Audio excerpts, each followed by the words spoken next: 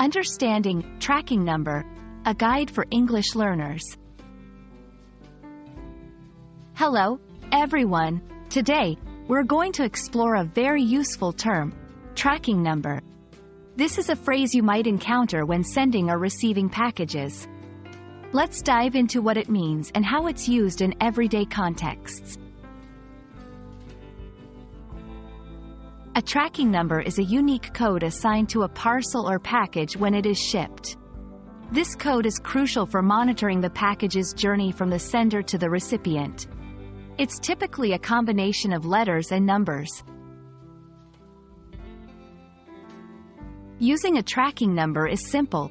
You enter this code on the courier's website to get real-time updates on your package's location and status. It helps you know when to expect delivery and if there are any delays. Let's see how this works in real life. Imagine you order a book online. After the order is shipped, the store provides you with a tracking number. You can use this number to check when your book will arrive at your doorstep.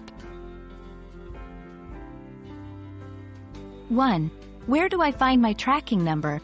2. Usually, it's in the shipment confirmation email or receipt. 3. Can a tracking number be reused?